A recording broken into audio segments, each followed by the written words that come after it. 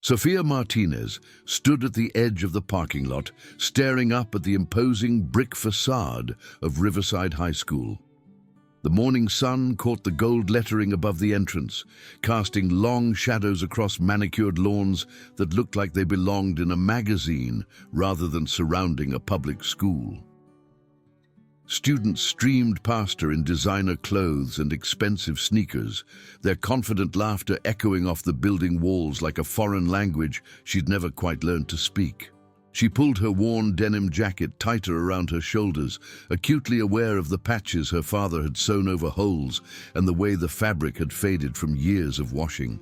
Her sneakers, once white but now a dingy grey despite her best efforts to keep them clean, squeaked slightly as she shifted her weight from foot to foot. The class schedule in her hand was already damp from her sweaty palms, the edges beginning to curl despite her careful attempts to keep it pristine. This was her 7th school in 4 years. 7 different cafeterias where she'd sat alone, 7 different sets of hallways to navigate, 7 different groups of students who looked at her like she was something that had wandered in from another planet. At 17, she should have been thinking about prom dates and college applications. Instead, she was mentally cataloging exit routes and calculating how long she could survive in this pristine suburban ecosystem before something went wrong. Her father had been so hopeful when he'd gotten the job at Morrison's auto repair. "This time will be different, Mija," he'd said, his weathered hands gentle as he helped her pack her few belongings into cardboard boxes. "Good neighborhood, good schools. You can make friends here, maybe even graduate from the same place you started senior year." But Roberto Martinez had always been an optimist, even when life had consistently proven him wrong. Even when Sophia's mother had walked out 6 years ago, claiming she couldn't handle the constant moving and uncertainty anymore. Even when jobs fell through and landlords raised rent and the electricity got shut off for late payments. He still believed that the next opportunity would be the one that changed everything. Sophia loved him for that hope, but she'd learned not to share it. The first bell rang, its shrill tone cutting through her thoughts like a warning siren. She took a deep breath, tasting the unfamiliar scent of fresh-cut grass and expensive cologne that seemed to hang in the morning air.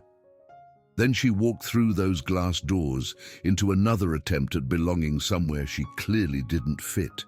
The hallways were wider than she was used to, lined with gleaming lockers that looked like they'd never seen a dent or scratch. Digital bulletin boards displayed information about college prep courses, study abroad programs, and volunteer opportunities that required time and money she didn't have. Students moved with the easy confidence of people who'd never questioned their place in the world, their conversations peppered with references to private tutors, family vacations, and weekend plans that cost more than her father made in a week. Sophia clutched her schedule tighter, scanning the room numbers as she tried to navigate through the maze of privilege. She'd studied the layout online the night before, memorizing the quickest routes between classes and identifying bathrooms and empty corridors where she could disappear if necessary. Survival in a new school required strategic thinking, and she'd learned to be very good at strategy. She was searching for room 204, her first period advanced English class, when she heard the voice behind her. Well, what do we have here?"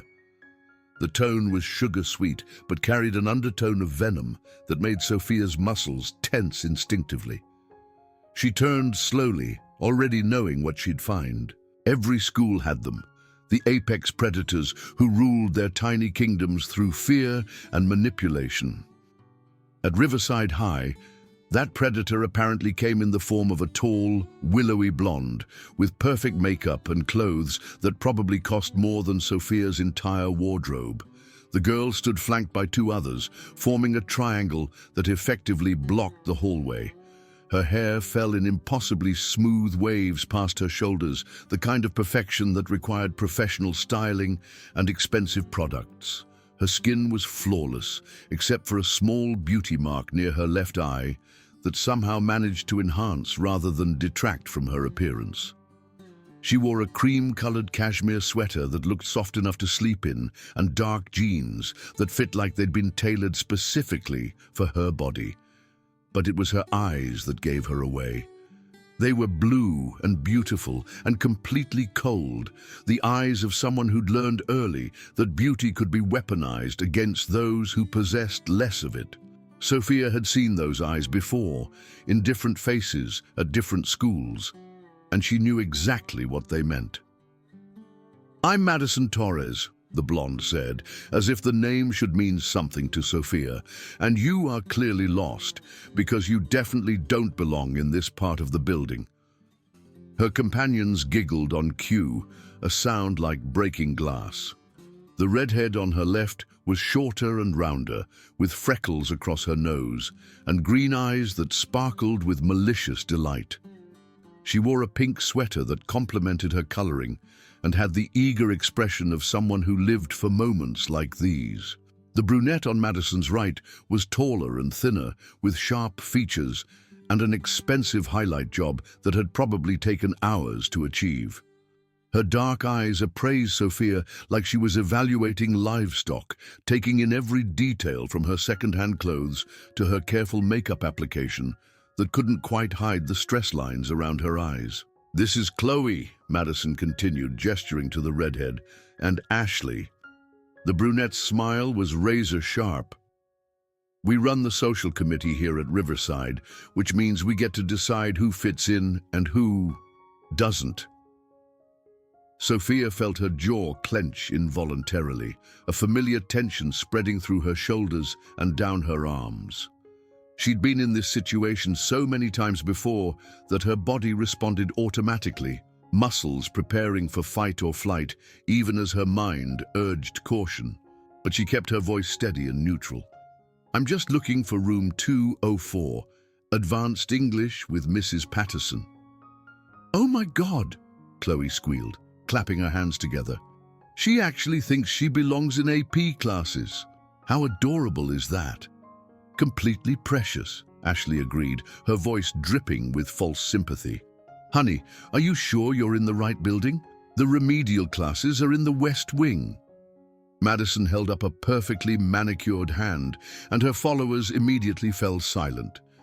The gesture spoke of absolute authority, the kind of power that came from years of being treated like royalty by everyone around her.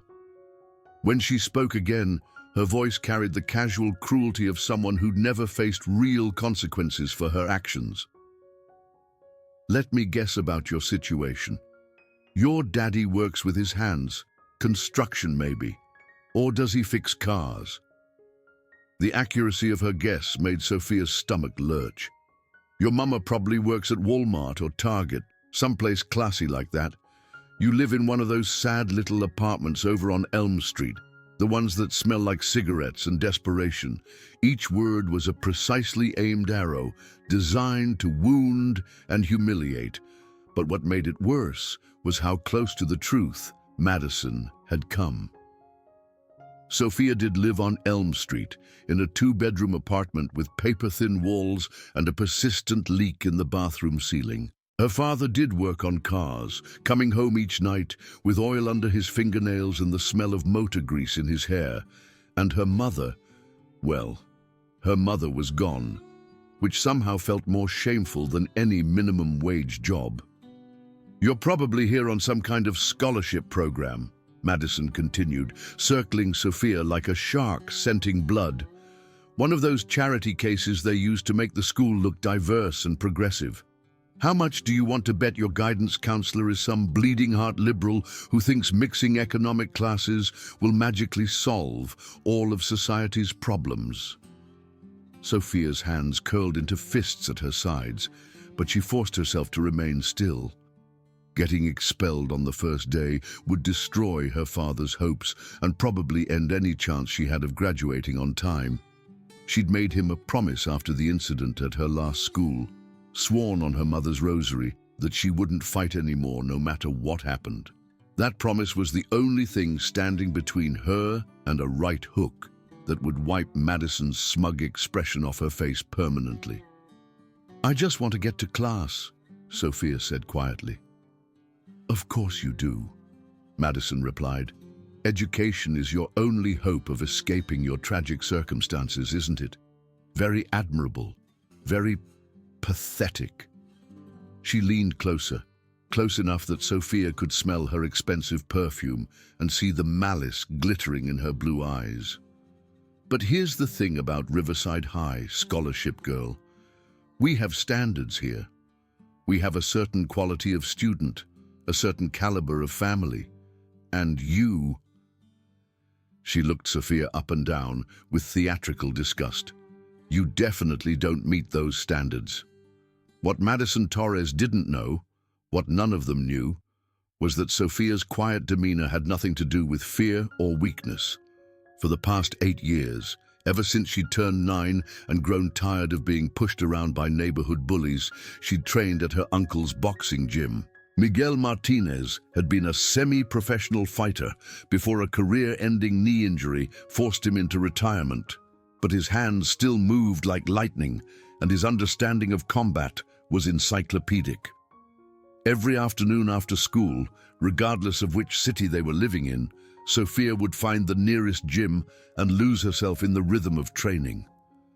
Jumping rope until her lungs burned and her legs felt like rubber. Working the heavy bag until her knuckles were raw, despite the wraps. Sparring with fighters twice her size and learning to use speed and technique to overcome disadvantages in reach and power. Uncle Miguel had taught her that size didn't matter if you knew where to hit and how to move. He'd shown her how to generate power from her hips, how to slip punches that looked unavoidable, how to end fights before they really began. But more importantly, he taught her about control, about the difference between defending yourself and becoming the aggressor, between justice and revenge. At her last school in Phoenix, that control had slipped. A boy named Marcus had cornered her in an empty classroom, thinking she was an easy target because of her size and quiet nature. He'd grabbed her, said things that made her skin crawl, and when she'd tried to leave, he'd blocked the door and made it clear that walking away wasn't an option. The fight had lasted less than 30 seconds. When it was over, Marcus was unconscious on the floor with a concussion and 2 broken ribs, and Sophia was staring at her own hands in horror at what she'd done. The incident had led to suspension, police interviews, and ultimately expulsion when Marcus's parents, who happened to be prominent local attorneys, pressed charges and demanded her removal from the school.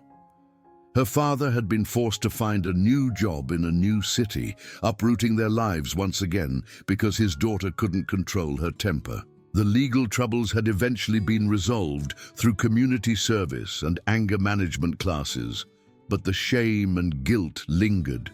She'd promised him it would never happen again, no matter what provocation she faced. Standing in the hallway of Riverside High, looking into Madison Torres's cruel eyes, Sophia felt that promise being tested already. "I understand," she said simply, the words tasting like ash in her mouth. Madison's smile widened with triumph. "I knew you were smart. Probably the first intelligent decision you've made since deciding to come here." She stepped aside with an exaggerated flourish. "Run along to your little class now. Try not to embarrass yourself too badly on the first day." Sophia walked past them, feeling their eyes on her back and hearing their whispered comments and barely contained laughter. She found room 204 just as the second bell rang, slipping into the classroom and finding a seat in the back corner where she could observe without being observed. Mrs. Patterson was a kind-looking woman in her 50s, with graying hair and laugh lines around her eyes.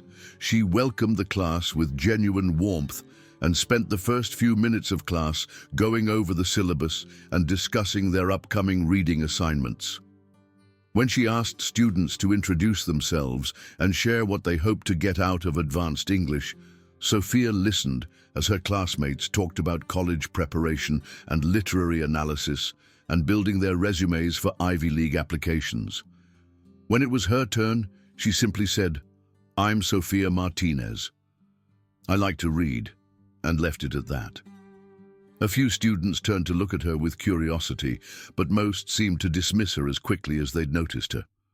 The rest of the morning passed in a blur of introductions and syllabi.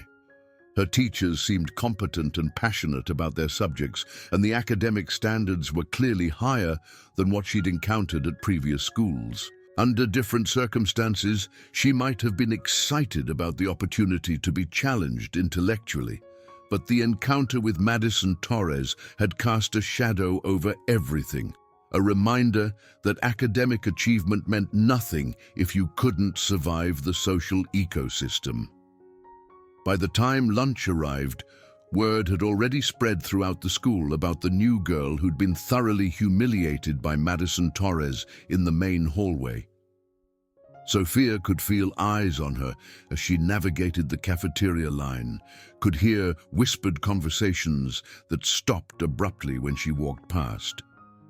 The story had already been embellished and distorted in the way that high school gossip always was, transformed from a brief confrontation into a complete psychological demolition.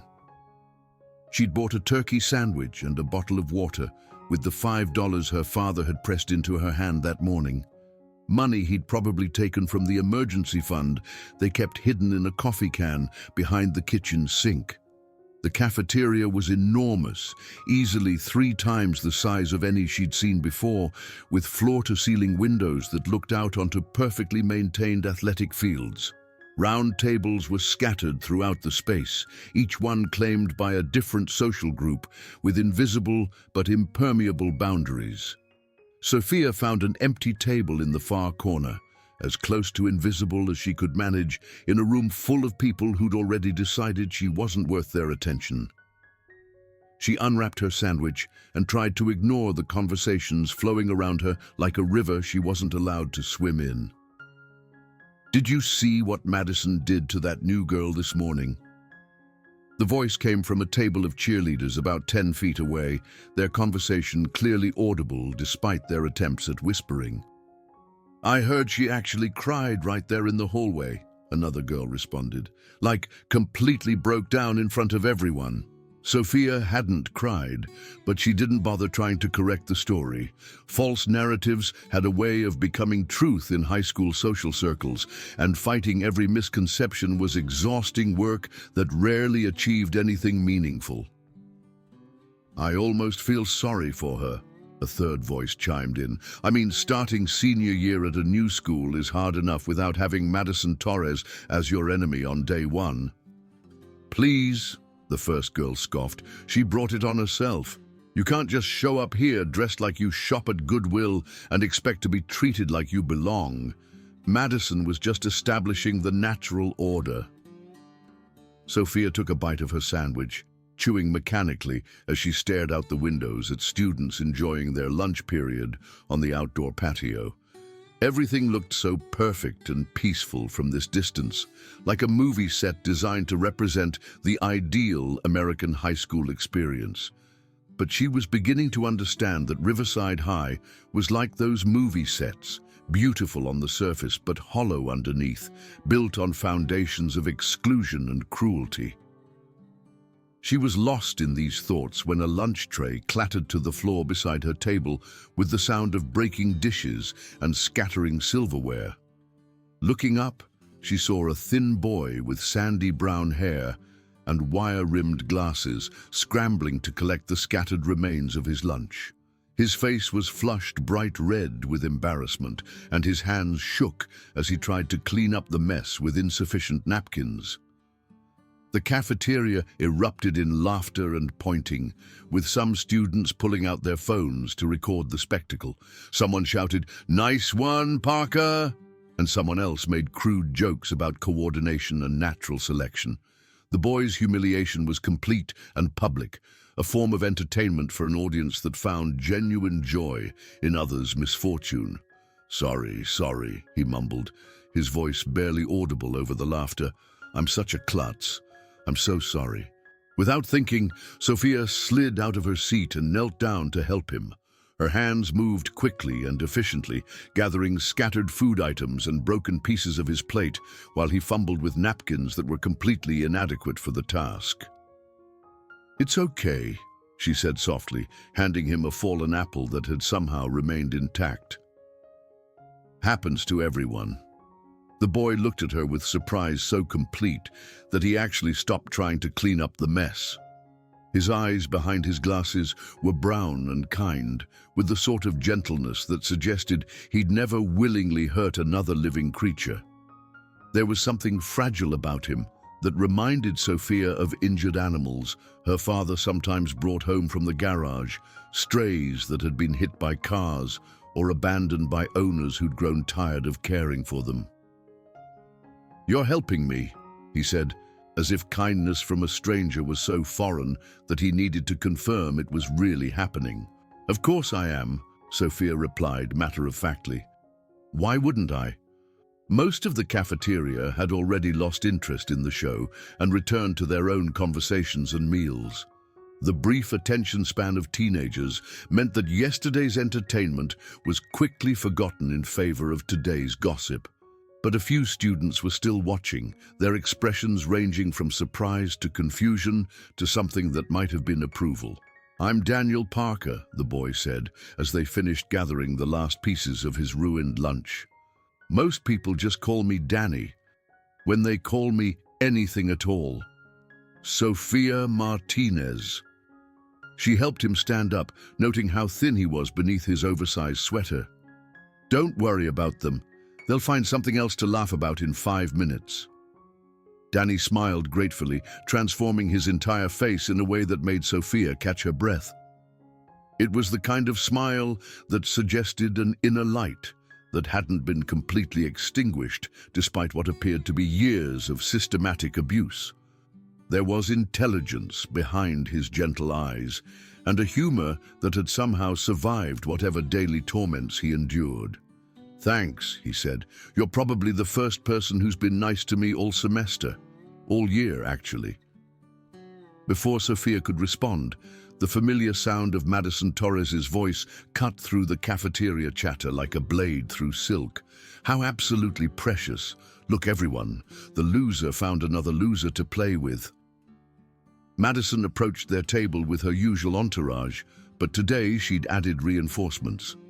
3 football players walked behind her, their letter jackets and confident swagger announcing their status as clearly as medieval knights displaying their coats of arms. They were all large and muscular, the kind of boys who'd been told since childhood that their size and athletic ability made them inherently superior to smaller, weaker individuals. The leader of the group was enormous, even by football standards, probably 6'4" and 250 pounds of muscle and barely contained aggression. His buzz cut and thick neck gave him the appearance of a bull dressed in human clothing, and his small eyes held the sort of casual cruelty that came from never being challenged by anyone with the power to fight back. Danny," Madison continued, shaking her head in mock disappointment. "Didn't we talk about this? Didn't I explain that you needed to stay away from normal people? You might infect them with your pathetic weirdness." Danny's entire body seemed to shrink in on itself, his shoulders hunching forward, as if he could make himself small enough to disappear entirely. The transformation was heartbreaking to watch, like seeing a flower wilt in fast forward. This was clearly a performance they'd rehearsed many times before, with Danny playing the role of victim so completely that it had become second nature. "I wasn't bothering anyone," Danny said quietly, his voice barely above a whisper. "Your existence is bothersome," the massive football player interjected. His voice was exactly what Sophia had expected. Deep and slow and filled with the kind of confidence that came from never having to worry about physical consequences. "Maybe you should consider switching schools or switching planets." "Leave him alone," Sophia said, standing up slowly. The words came out steadier than she'd expected. carrying an authority she hadn't planned to display. But something about watching Danny transform from a person into a target had triggered something primal in her, something that transcended her promise to her father and her determination to stay invisible. Madison's eyes lit up with delight, like a child who'd just discovered a new toy to break. "Oh, this is absolutely rich," she said, addressing the growing crowd of onlookers who'd gathered to watch the show. "The scared little mouse thinks she can protect the school's biggest loser." She laughed, a sound like champagne glasses breaking against marble. "Everyone, look at this. Our new charity case thinks she's tough."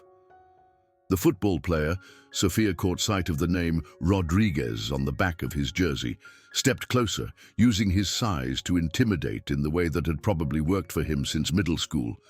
Up close, she could smell his cologne and see the acne scars on his neck that he tried to hide with carefully applied concealer. "You heard Madison, Taco Girl," he said, the racial slur delivered with casual viciousness. "Back off before you get hurt." The words hung in the air like a physical presence, and Sophia felt her hands curl into fists automatically. Every muscle in her body tensed as 8 years of training took over, her stance shifting slightly as she calculated angles and distances and the most efficient ways to neutralize the threat in front of her. Rodriguez was big and strong, but he was also slow and overconfident, exactly the type of opponent Uncle Miguel had taught her to exploit. She could see the fight playing out in her mind with perfect clarity. A quick step to the left to avoid his clumsy grab, a sharp elbow to his solar plexus to double him over, then a knee to his face to finish him off. Madison and her friends would scatter like startled birds, and Danny would be safe, at least temporarily. But then she thought of her father, working double shifts at the garage to afford the deposit on their new apartment. She thought of his hope when he talked about her finally having stability, about graduating from the same school where she'd started senior year. She thought of the promise she'd made on her mother's rosary, sworn in tears after the incident in Phoenix that had nearly destroyed both their lives. "I'm not looking for trouble," she said evenly, forcing her hands to relax and her posture to become non-threatening. "Too bad, sweetheart," Madison sneered. "Trouble found you anyway." Without warning, she grabbed Sophia's water bottle from the table and dumped the entire contents over her head. The cold water soaked through her hair and clothes, running down her face and onto the floor in a puddle that would leave her looking and feeling humiliated for the rest of the day. The cafeteria erupted in a mixture of gasps and laughter. Someone was already filming with their phone, capturing every moment of Sophia's degradation for future entertainment and viral distribution. The water was shockingly cold against her skin, but the humiliation burned hotter than any physical discomfort. Sophia stood there dripping, water running from her hair down her neck and soaking into the fabric of her already cheap clothes. Every instinct screamed at her to retaliate, to show these privileged predators what real consequences looked like. Her body practically vibrated with suppressed violence, muscles coiled like springs waiting for release. But instead of fighting back, she did something that required more strength than any punch she'd ever thrown. She picked up her backpack, shouldered it carefully, and walked out of the cafeteria with as much dignity as she could manage while soaked to the skin. The laughter followed her into the hallway like a pack of hunting dogs, echoing off the lockers and tile floors, until it seemed to come from everywhere at once. But underneath the mockery, she heard something else. The sound of Danny Parker saying her name with something that might have been admiration or gratitude or the beginning of something deeper. The afternoon brought a systematic campaign of harassment that was clearly orchestrated and carefully planned. Someone had taped a sign reading "Wetback" to her locker, the racial slur written in bold black letters that were visible from halfway down the hallway. When she tore it down, another appeared within minutes, as if Madison's followers were watching from the shadows and waiting for their cue to strike. In chemistry class, Madison accidentally knocked Sophia's notebook into a sink full of water while reaching for a beaker. The notebook contained 3 weeks' worth of homework from her previous school, assignments she'd been hoping to show her new teachers as proof of her academic commitment. She watched the ink run and the pages disintegrate, months of work dissolving into soggy pulp. "Oops," Madison said with theatrical concern. "How clumsy of me. I hope that wasn't important." Mr. Henderson, the chemistry teacher, was helping another student and didn't see the incident. By the time Sophia had fished out the ruined remains of her notebook, Madison was already back at her station, working diligently on the day's assignment as if nothing had happened. During fourth period PE, Chloe tripped Sophia during a relay race, sending her sprawling across the gymnasium floor with enough force to scrape skin off her palms and knees. The fall looked completely accidental to anyone watching casually, just another example of the new girl's clumsiness and poor coordination. "Sorry," Chloe called out sweetly as Sophia picked herself up off the hardwood floor. "I didn't see you there." Coach Williams blew her whistle and told everyone to keep running, apparently viewing the incident as nothing more than typical adolescent awkwardness. Sophia finished the race with blood seeping through her gym clothes and the taste of humiliation bitter in her mouth.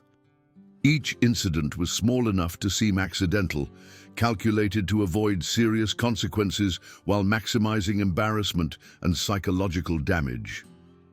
Madison Torres had clearly perfected this system over years of practice, developing a method of torture that was both devastating and difficult to prove or punish.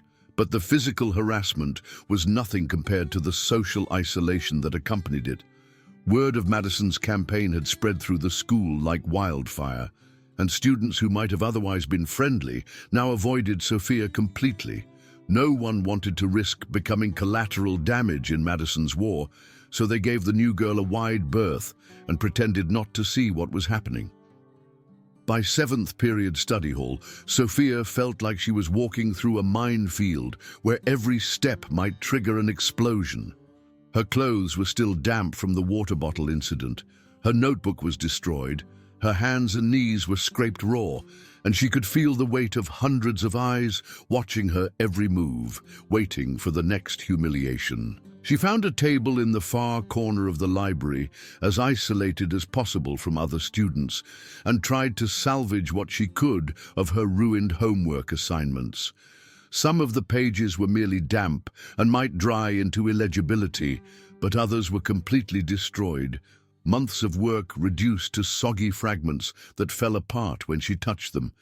She was attempting to carefully separate pages that had stuck together when Madison Torres and her crew surrounded her table like a pack of wolves closing in on wounded prey.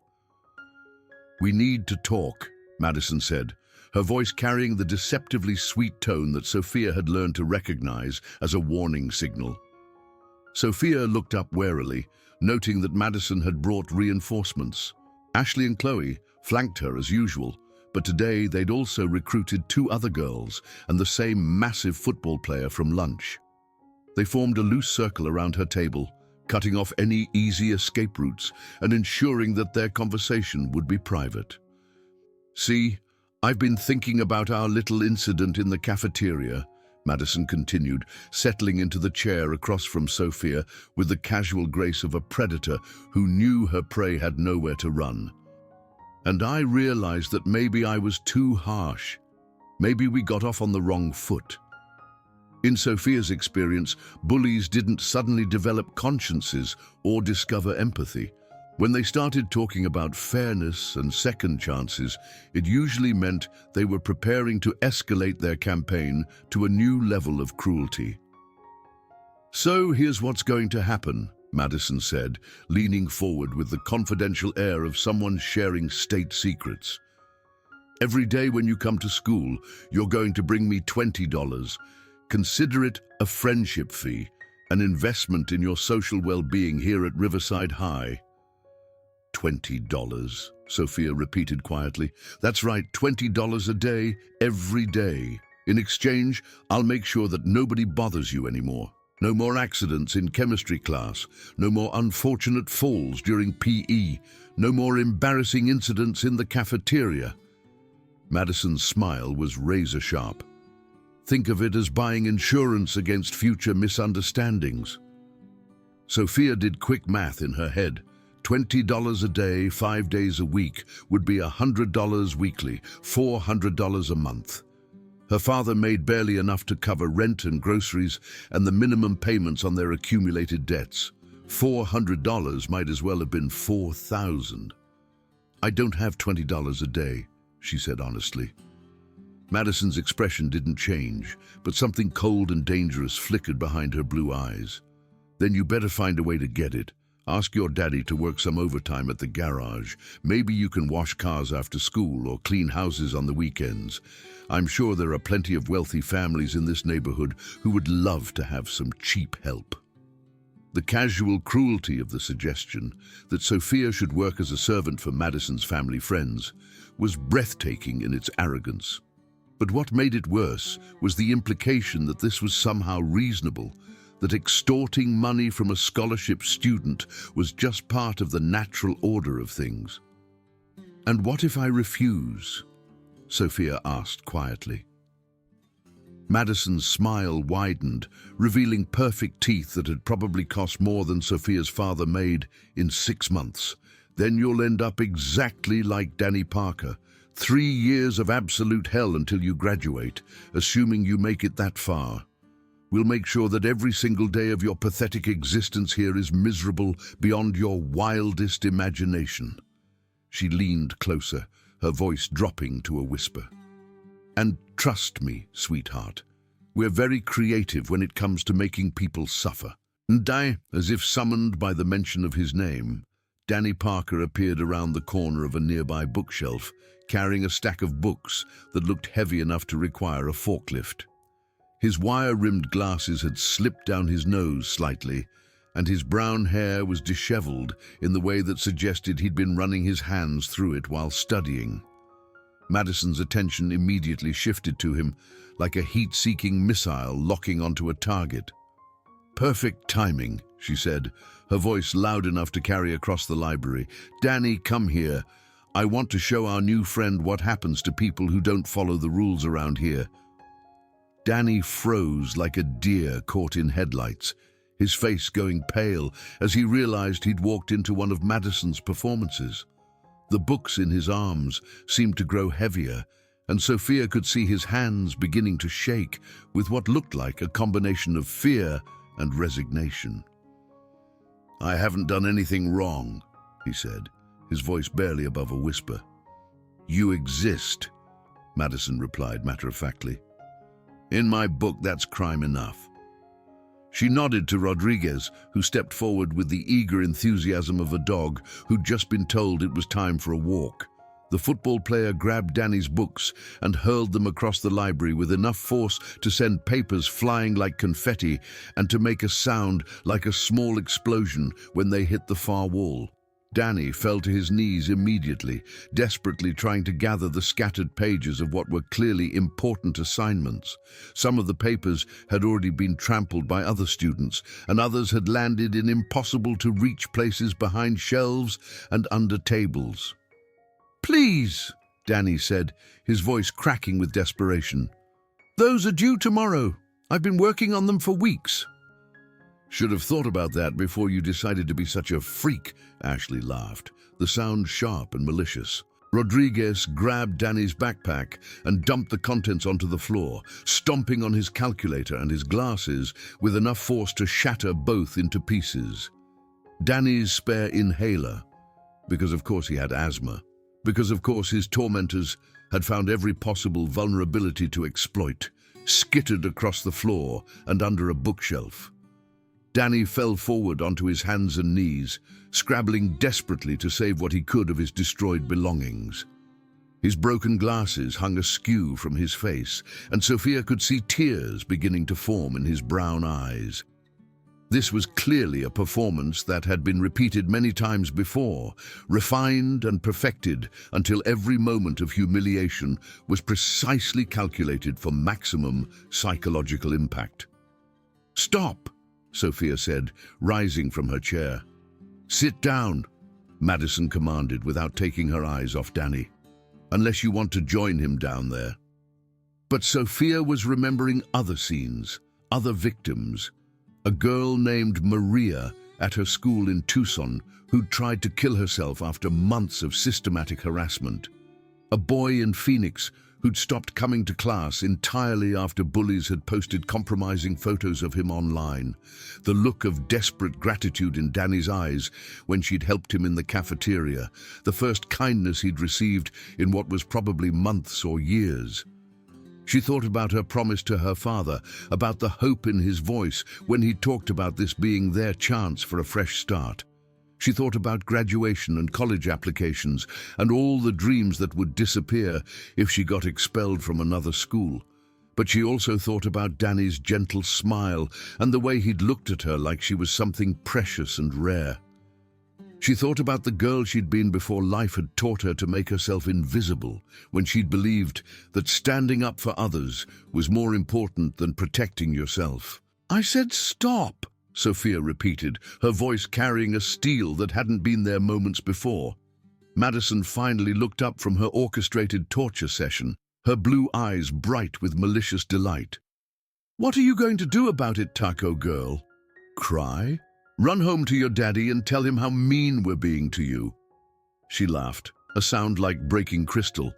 "Face it, you're nothing here. You're less than nothing. You're a charity case who doesn't even rate as a real person." Rodriguez kicked Danny's broken calculator across the floor, the pieces scattering like confetti. "Maybe we should give the new girl the same treatment. Help her understand how things work around here." That was the moment when 8 years of careful control finally snapped. All the training, all the meditation, all the lectures about using violence only as a last resort evaporated like morning dew under the blazing sun of Sophia's rage. She moved faster than any of them expected, faster than they thought was humanly possible. Her right hand shot out in a perfect jab, connecting with Rodriguez's solar plexus with enough force to drive all the air from his lungs and double him over. Before he could recover, before his brain could process what had just happened, she pivoted on her left foot and delivered a devastating uppercut that lifted him completely off the ground and sent him crashing into a bookshelf hard enough to rain books down on his unconscious form. The entire sequence had taken less than 3 seconds. Rodriguez, all 250 pounds of him, was lying motionless in a pile of scattered literature and broken shelving. His breathing was shallow but steady, and a small trickle of blood ran from his nose onto the library carpet. Madison's other followers backed away in shock, their faces registering the kind of primal fear that came from witnessing something that challenged their fundamental understanding of how the world worked. In their experience, size and aggression always triumphed over intelligence and skill. They'd never seen a 120-pound girl drop a varsity football player like a sack of cement. But Madison herself stood frozen, her mouth hanging open in an expression of such complete disbelief that it would have been comical under different circumstances. "You want to know what I'm going to do about it?" Sophia asked, advancing on her slowly and deliberately. "I'm going to teach you what happens when you pick on someone who can actually fight back." Her voice was calm and level, but there was something underneath it that made the temperature in the library seem to drop 10 degrees. This wasn't the voice of an angry teenager having a tantrum. This was the voice of someone who'd been pushed too far and had finally decided that consequences no longer mattered. "You can't touch me," Madison said, but her voice carried none of its usual confidence. For the first time in probably her entire life, she sounded genuinely afraid. "My father is on the school board. My family has connections. You'll be expelled, maybe even arrested." "Your father isn't here," Sophia replied, still moving closer with the measured pace of a predator stalking prey. Your connections can't help you right now, but I am here, and I'm done listening to your threats. She reached out and grabbed Madison by the shoulders, lifting her off the ground with a strength that seemed impossible for someone her size. Madison was taller and probably outweighed her by 20 pounds, but she might as well have been a child in Sophia's hands. The impact when Sophia slammed her against the library wall was loud enough to be heard throughout the building. Madison's perfect hair whipped around her face, and her blue eyes went wide with shock and pain. For the first time since walking into Riverside High, she looked like what she actually was, a 17-year-old girl who'd never faced real consequences for her actions. "Please," Madison gasped, the word coming out as barely more than a whisper. "I'm sorry. I didn't mean—" "You didn't mean what?" Sophia interrupted. "You didn't mean to dump water on me? You didn't mean to destroy his homework? You didn't mean to make his life hell for 3 years?" She tightened her grip, and Madison whimpered. "Or do you mean you didn't expect anyone to fight back?" She released Madison, who slumped to the floor, gasping for breath. But Sophia wasn't finished. Chloe had tried to run when the violence started, but Sophia caught her by the arm and spun her around with enough force to send her stumbling backwards into a table. "Where are you going?" Sophia asked conversationally. "I thought you liked to watch people get hurt. Don't you want to see how it feels?" She swept Chloe's legs out from under her, a move Uncle Miguel had taught her for dealing with multiple opponents.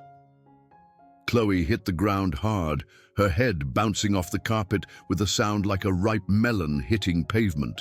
Ashley tried to help her friend up, but Sophia was already there. She grabbed both girls by their perfectly styled hair and knocked their heads together with a hollow sound, like coconuts colliding. Both of them dropped to the ground, stunned and bleeding from matching cuts on their foreheads. Rodriguez was starting to regain consciousness, pushing himself up on his elbows and shaking his head like a boxer trying to clear the cobwebs after taking a hard shot.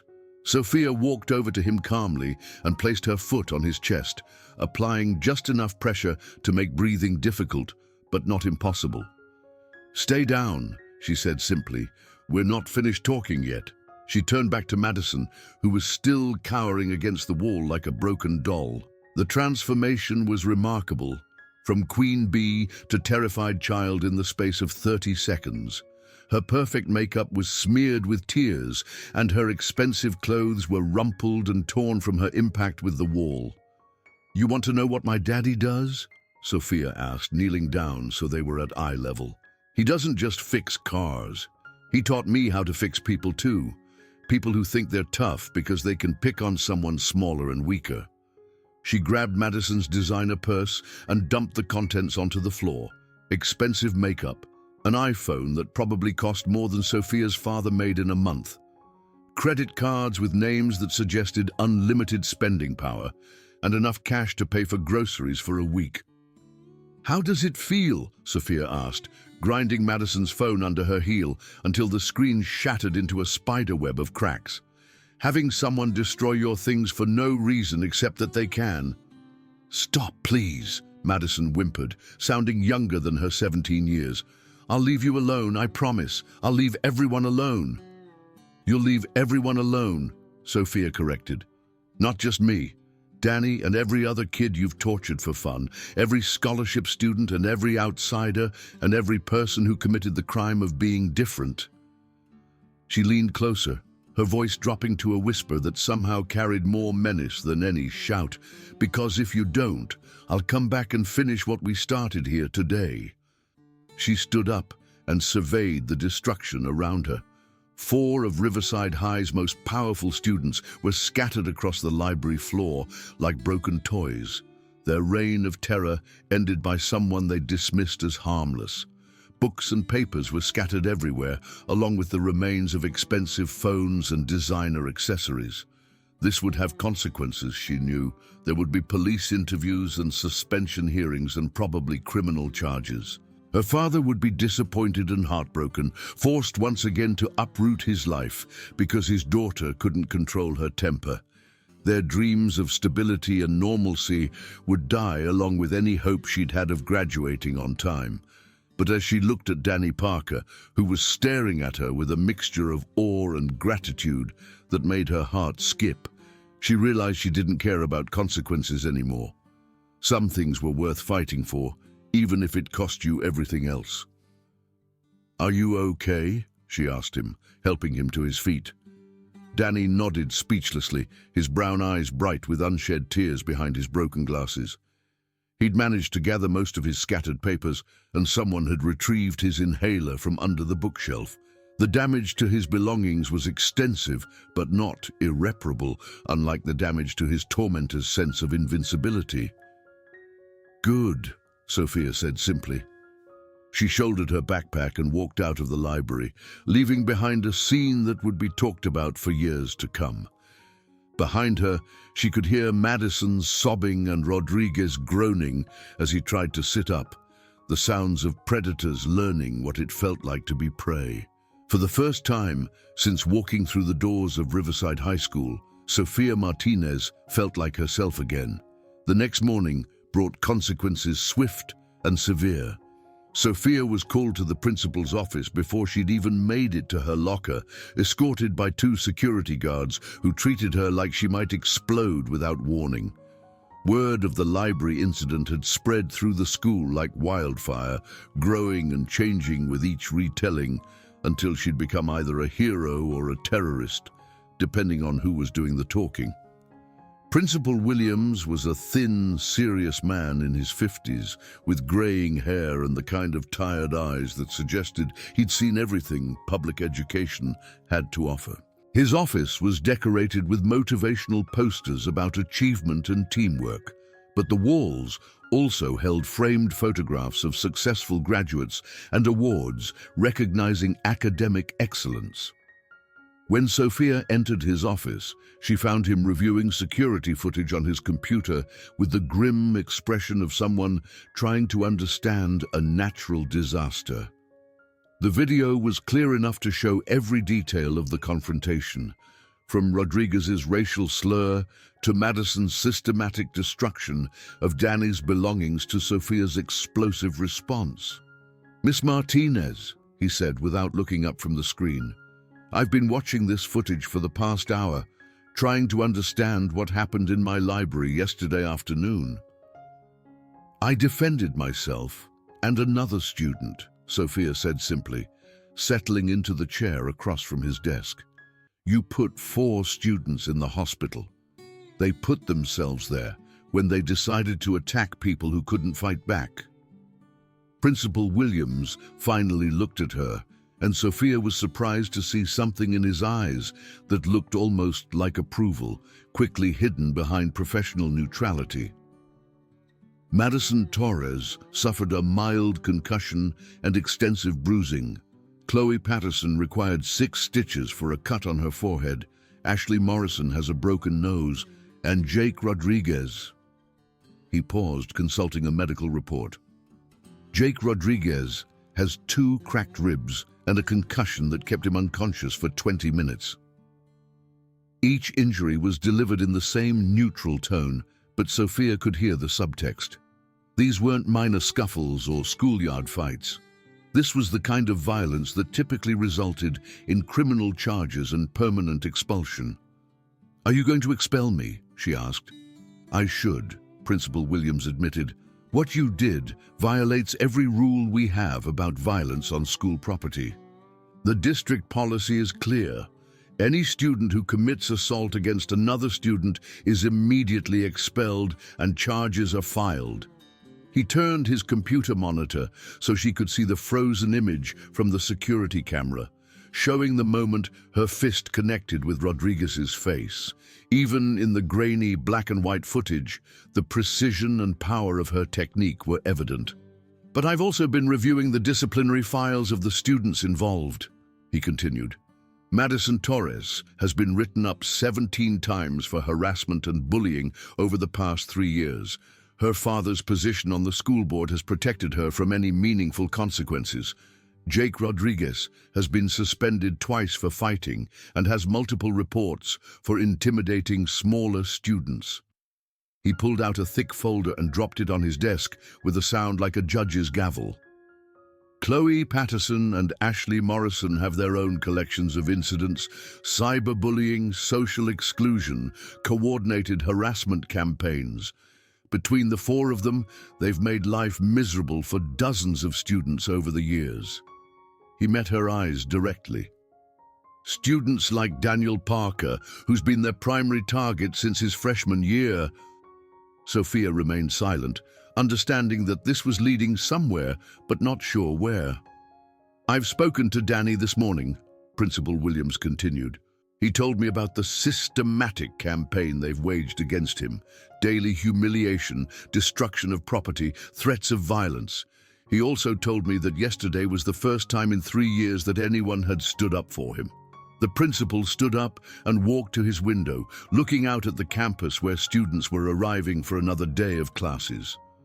From this height, everything looked peaceful and normal, like a postcard image of suburban educational excellence.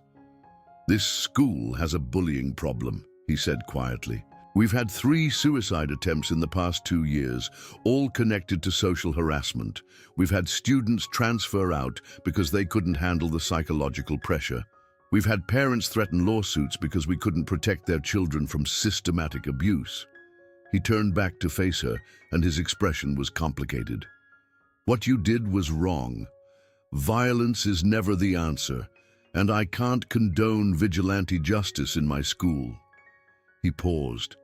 "But you accomplished something in 30 seconds that I've been trying to do for 3 years. You broke up a bullying ring that had operated with impunity because their parents had money and influence." Sophia felt a flicker of hope, quickly suppressed. In her experience, hope was dangerous. "You're suspended for 3 days," Principal Williams said finally. "When you return, you'll be required to attend anger management counseling and perform 60 hours of community service. You'll also write a formal apology to each of the students involved, acknowledging that violence was not the appropriate response to their behavior."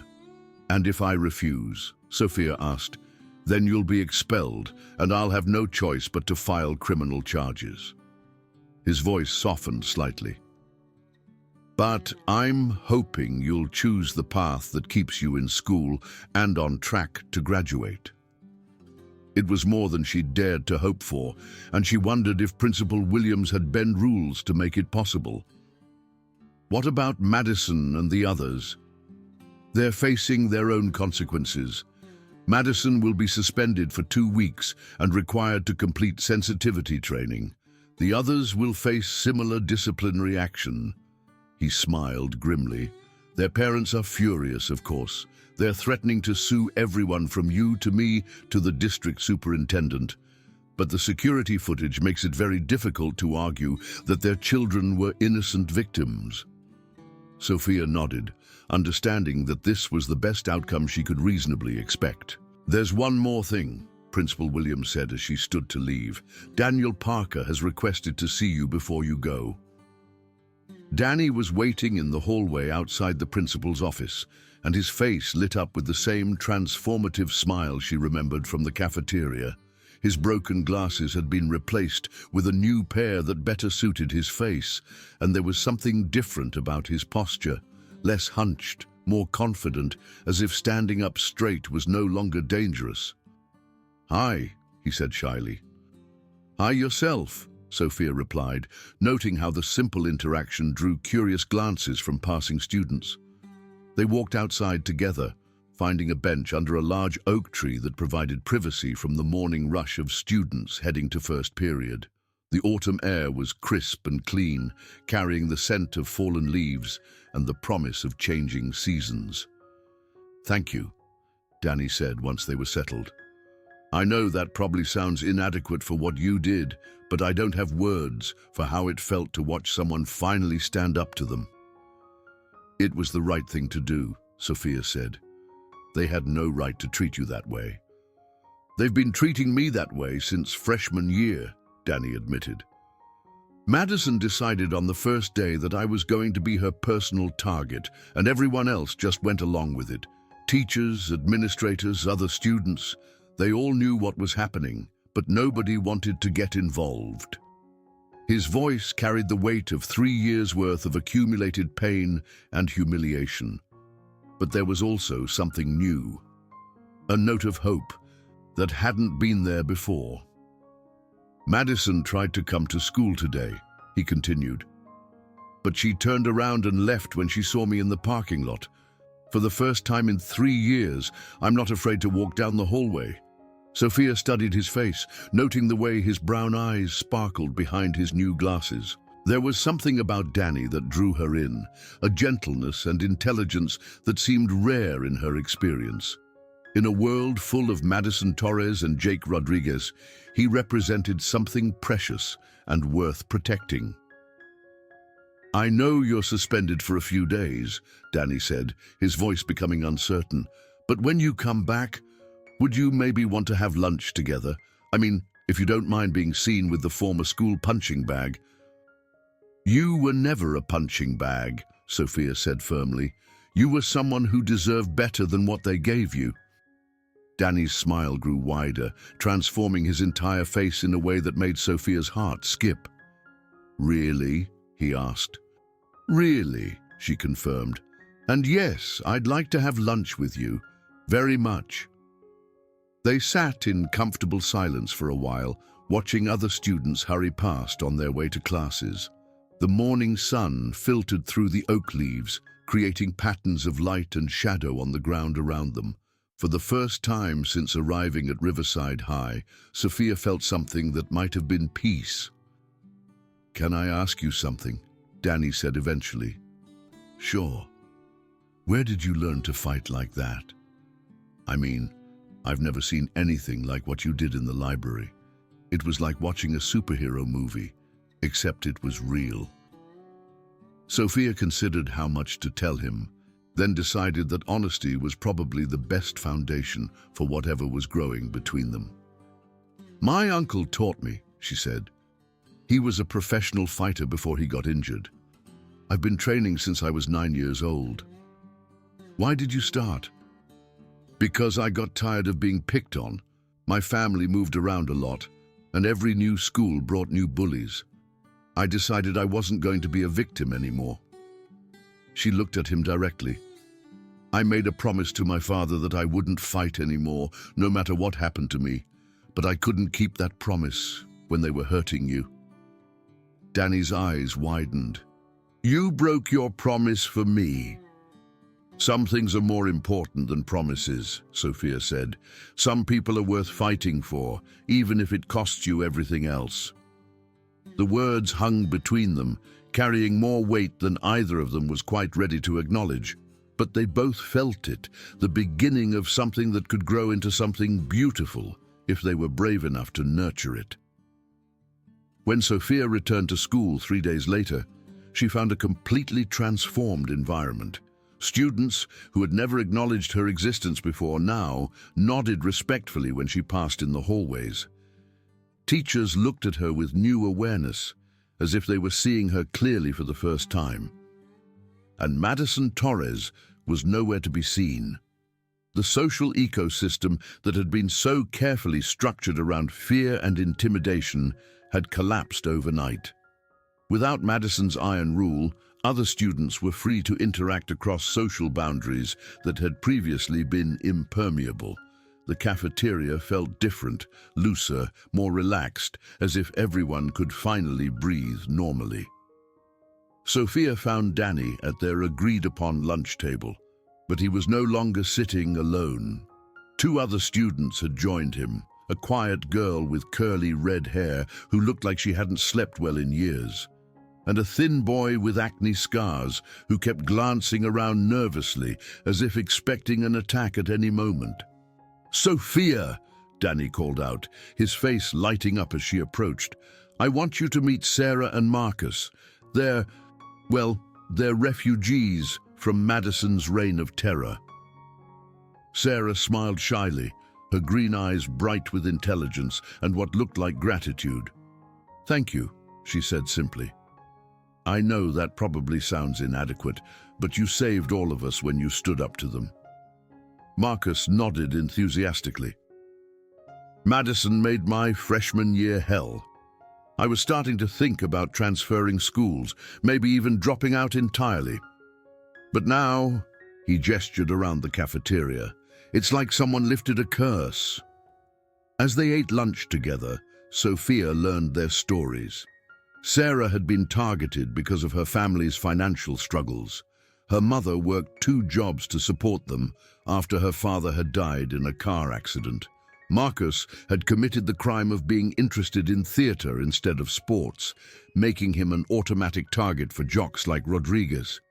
But now they were free to be themselves without fear of retribution. Sarah had auditioned for the school play and gotten a leading role. Marcus had joined the debate team and discovered a talent for public speaking. Danny had signed up for academic competitions that he'd previously avoided to stay invisible. "It's amazing what people can accomplish when they're not constantly looking over their shoulders," Danny observed as they walked to class together after lunch. Over the following weeks, Sophia watched Riverside High transform into something that more closely resembled the educational ideal it had always claimed to be. Academic performance improved across the board as students were able to focus on learning instead of survival. Extracurricular activities saw increased participation as former outcasts discovered interests they'd been afraid to pursue. The administration noticed the change, too. Principal Williams made a point of speaking to Sophia whenever their paths crossed, always with the same expression of complicated gratitude. The school's guidance counselors reported a dramatic decrease in student complaints about harassment and bullying. But the most significant change was in Sophia herself. For the first time in years, she felt like she belonged somewhere. She'd found not just acceptance, but genuine friendship with people who valued her for who she was, rather than what she could do for them. And there was Danny. Their friendship had deepened into something neither of them had experienced before, a connection that went beyond shared experiences or common interest to something more fundamental. They spent hours talking about books and dreams and the futures they hoped to build together. Danny's gentleness brought out a softer side of Sophia that she'd forgotten existed, while her strength gave him confidence he'd never possessed.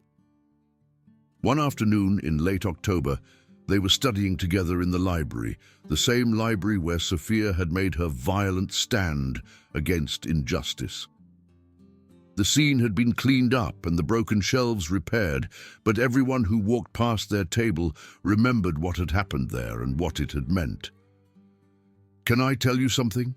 Danny said, looking up from his calculus homework. "Always," Sophia replied. "I think I'm falling in love with you." The words came out in a rush, as if he'd been holding them back for so long that they'd built up pressure and finally exploded outward. His cheeks flushed red behind his glasses, and he looked like he wanted to disappear into his textbook.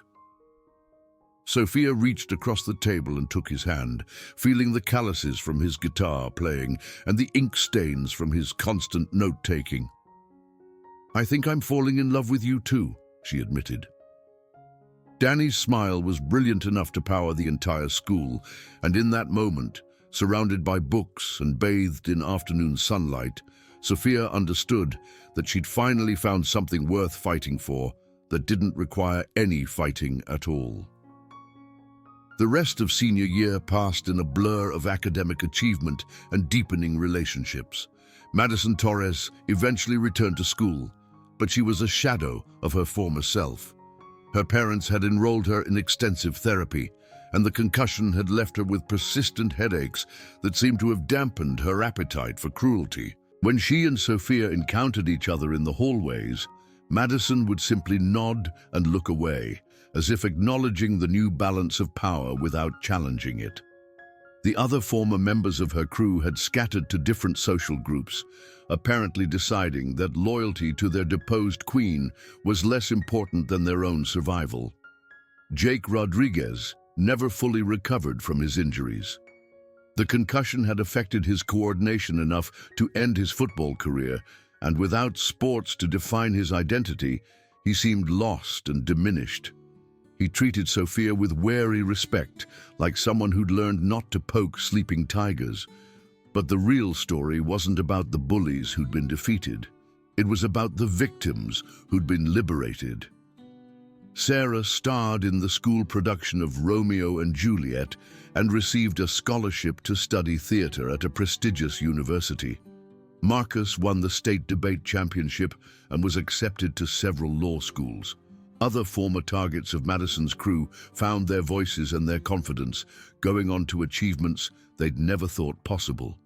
And Danny blossomed into someone extraordinary. His intelligence, no longer hidden behind fear and self-protection, earned him admission to MIT with a full scholarship. His kindness attracted friends who appreciated him for who he was, rather than what he could do for them. His sense of humor, previously buried under layers of survival instinct, made him genuinely popular with classmates who'd never noticed him before. On graduation day, as they sat together in their caps and gowns, waiting to receive their diplomas, Sophia reflected on everything that had changed since that first day when she'd walked through the glass doors of Riverside High School. "Any regrets?" Danny asked, following her gaze across the auditorium filled with families and friends celebrating their children's achievements. "About what?" "About breaking your promise. About fighting when you'd sworn you wouldn't?" Sophia considered the question seriously. Her father had been disappointed, of course, but he'd also been proud when he'd learned the full story. Uncle Miguel had actually laughed when she told him about the incident, claiming it was exactly what he'd trained her for. And the legal consequences had been minimal once all the facts came to light. "No regrets," she said finally. "Some promises are meant to be broken when something more important is at stake." "Like what?" She turned to look at him, this gentle boy who'd taught her that strength wasn't always about fighting, that sometimes the most courageous thing you could do was remain kind in a world that rewarded cruelty. "Like love," she said, "like protecting the people who make life worth living."